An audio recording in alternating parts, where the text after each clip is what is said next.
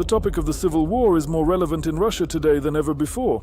It was hard to imagine that in the modern Russian Federation of the 2020s, events would occur that resemble the history of 100 years ago when the Reds fought the Whites. But that's only at first glance, although of course, history itself will eventually put everything in its proper place. Few would argue with the fact that in Russia, which unleashed a war against Ukraine, a profound systemic crisis has been exposed due to the so-called special military operation, which has dragged on far longer than expected and is not going according to plan at all. It is no longer possible to simply wave off this crisis, especially since the war has already spilled over onto Russian territory. Whether this is a civil war, a revolution, a mutiny, a coup, or something else, we will only find out with time. And to understand what is happening today, it would be useful to recall events from days long past. So, let's travel back to 1918. From February 1918 to October 1922, a civil war raged across the territory of the former Russian Empire, in which the White Guards, supporters of monarchism and the preservation of the empire, clashed with hordes of Reds who, as they proclaimed, were fighting for liberty, equality, and fraternity. Incidentally, that is the motto of the French Republic. The White cause was defeated. More than 2 million Russians, whose fate became tied to the defeat of Bolshevism, went into exile. The majority of the refugees settled in Europe, while Russia itself was left in ruins. Today, historians argue about the number of lives lost in the Civil War. Was it 10 or 12 million? On the smoldering ruins of the former empire, the communists built a new state, the USSR, which Putin is now straining to revive. But how did rootless adventurer revolutionaries manage to defeat the former Tsarist generals, the noble and educated aristocrats? The answer to this question is not as obvious as it might seem, even to experts in history. This is because some of the accounts from participants in those events present a one-sided picture of what happened. For example, former member of the State Duma and participant in the White Movement Nikolai Lvov, already in exile, recalled, "The end of our struggle came on the day when the blood-soaked army was once again left alone in the fight. The only reason for our defeat lies in military factors, the imbalance of forces, the exhaustion of our manpower, our technical and combat resources." After the defeat, the White generals were accused of indecisiveness. There were opinions that Denikin supposedly should have come to an agreement with the Ukrainians and advanced on Moscow together. Rodzianko was expected not to hesitate and to advance energetically on Petrograd. Kolchak divided his army, but instead he should have stormed Samara with a united front, then Kazan, and from there Moscow was not far off. But, in reality, the defeat of the White Guards cannot be explained by strategic mistakes alone. Former Tsarist generals more than once crushed Red divisions with much smaller forces, but their successes did not bring them closer to victory. There were also other objective reasons, arguably even more important, which nullified the military skill of the Whites. So why did the Whites actually lose to the Reds? Stay tuned. It will be interesting. But first I ask you to subscribe to our channel and click the bell so you don't miss new videos. Support our efforts on Patreon or buy me a coffee. Follow us on Telegram and Twitter. All the links are in the description and the first comment. So let's start with the simplest explanation for the Whites' defeat, which, as we remember, is not at all obvious and is merely a consequence of deeper reasons. And why that is, you'll understand in a moment. The Reds' superiority in manpower. By the end of 1919, the Red Army numbered 3 million soldiers, and it was made up not only of workers and peasants. 43% of the officers who took part in the Civil War sided with the Bolsheviks. Under the red flag fought the renowned General Brusilov, hereditary nobleman General Bonch-Bruyevich, military geographer General Snesarev, and General Staff Colonel Kamenev. Of course, they were not imbued with the ideas of communism and world revolution, but they decided to serve the new Russia, which, with the arrival of the Bolsheviks, did not cease to exist, but simply changed its system. In the Red Army, former imperial officers were called military specialists, and they were considered hostile elements to the USSR.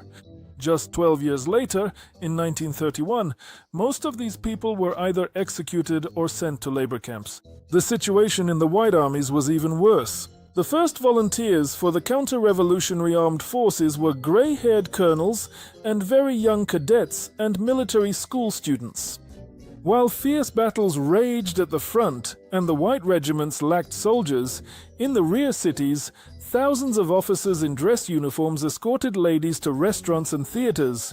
The shortage of troops became the decisive factor that prevented the whites from clearing Moscow of the Bolsheviks. In the summer of 1919, Denikin led his troops on a campaign toward Moscow. The outnumbered white regiments ground down the red divisions and, suffering heavy losses, advanced toward Russia's old capital. In October 1919, national units of the Red Army, recruited from Latvians, Estonians, and Chinese, counterattacked the volunteers. Denikin had no strength left to repel the attack, and the whites abandoned first Oryol and Kursk, and then Ukraine. After this retreat, the agony of the Southern White Army began. But why did the whites lack manpower, while the red divisions were overflowing with soldiers? It all came down to a few simple things, one of which was red propaganda. The whites lost the battle for people's minds. Throughout the entire war, they never managed to come up with slogans that resonated with the people. Denikin's call for a united and indivisible Russia sounds noble, but these words do not touch the heart of a peasant from Tambov or a worker from Tula. It also alienated the inhabitants of the national borderlands of the former empire who were striving for independence. And just look at the Bolsheviks' slogan: factories to the workers, land to the peasants, peace to the huts, war to the palaces. This message is clear to everyone. It promises a future both to the worker and the peasant, and most importantly, it guarantees retribution for the rich and the exploiters who had lived off the people for centuries. The Reds skillfully used propaganda and won despite defeats on the battlefield. By the way, the opponents of communism only started calling themselves White Guards while in exile, and the term whites was first introduced by Leon Trotsky.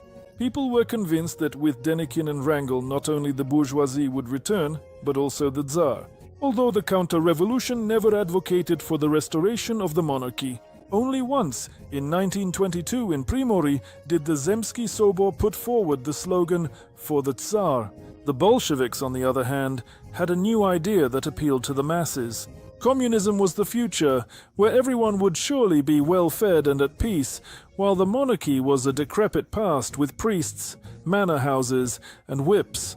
And there would be no more of that famous crunch of French bread.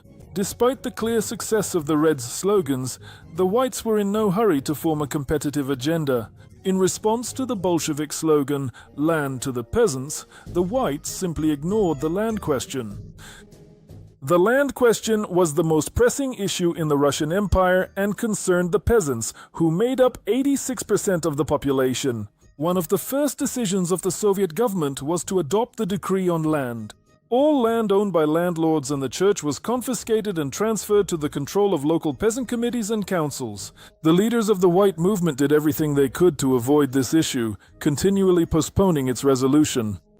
First, the Bolsheviks had to be driven out, and only then would the land be divided. And how could it even be resolved? After all, a large segment of the revolution's opponents were the landowners, who, after victory, hoped to return to their ancestral estates. The confiscation of landlords' land automatically brought millions of peasants over to the Bolshevik side. The poor expected to receive their own plots, while the middle peasants and future kulaks hoped to add some new land to their holdings. That is precisely why numerous peasant partisan detachments arose in the White Rear, disrupting the volunteer army's communications. And after the Bolsheviks arrived, they joined the revolutionary forces. The subsequent policy of war communism disappointed the Russian peasant farmer, but by then it was too late. The Bolsheviks had taken root, and it became impossible to wrest power from their hands. It is worth noting that in addition to the appealing Bolshevik propaganda during the Civil War, the Reds' victory over the Whites was largely due to two other important factors: the Reds' control over Central Russia and their treachery. At the beginning of the Civil War, centers of resistance to Bolshevik power sprang up all across Russia. The Don, the Kuban, and the Caucasus flared up. The Whites seized power in Siberia and threatened Petrograd. Ukraine, Finland, and other national republics of the former empire were preparing to secede. The Bolsheviks were surrounded by enemies, and their collapse seemed only a matter of time. However, the Communist Party managed to retain control over central and northwestern Russia with its large population, vast stockpiles of weapons, and strategically important factories and plants, where workers, who had joined the ranks of the Red Guard, labored. The region also had an extensive railway network, which allowed the Reds to quickly transfer troops from one front to another. Material and military aid from the former Allies could not offset such a disparity in resources between the Whites and the Reds. The Bolsheviks easily formed alliances, and just as easily and treacherously betrayed those allies. This is exactly what they did with Adam and Makhno and the national governments that had declared their secession from Russia. The Reds promised them freedom, but once they had gained enough strength, they forcibly incorporated them into the USSR through Red Terror. The Reds were skilled at making grand promises they had no intention of keeping, while at the same time the Whites demonstrated a lack of a unified idea within the White movement. Even the White generals could not find common ground. General Krasnov did not want to submit to Denikin. Ataman Semyonov, relying on Japan, established his own government in Transbaikalia and ignored the orders of the Supreme Commander-in-Chief, Admiral Kolchak. The Don, Kuban, and Terek Cossacks never followed the generals and instead sought to create their own states, free from the power of Red commissars and White landowners. The Whites, divided by parties and social classes, had nothing to discuss with 90% of their country's population. The situation is best described by the words of one of the White movement's ideologists, Vasily Shulgin: "Our cause is lost." Does Russia really need Bolshevism? Has the idea of nationalism really been defeated by the idea of internationalism only because all the filth and scum mixed in with us have turned us into defenders of the interests of the landowning class against the Bolsheviks, who present themselves as defenders of the interests of workers and peasants? It is painfully upsetting.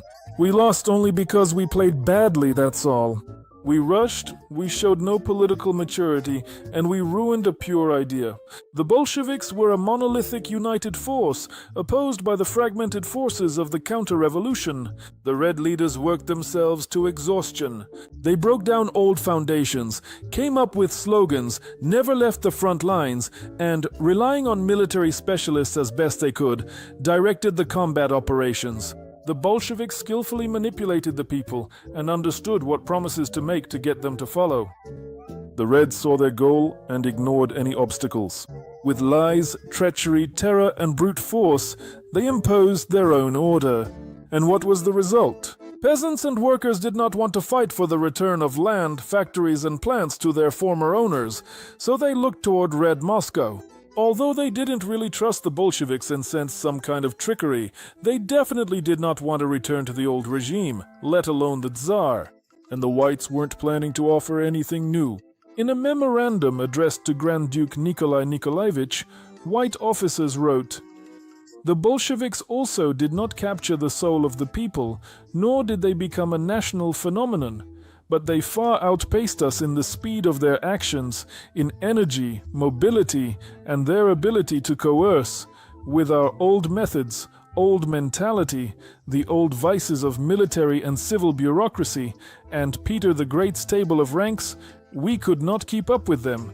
The White volunteers could say they were fighting against the communists, but they struggled to answer the question, what are they fighting for? What will happen next? What will the future structure of Russia be, and what will happen with the land?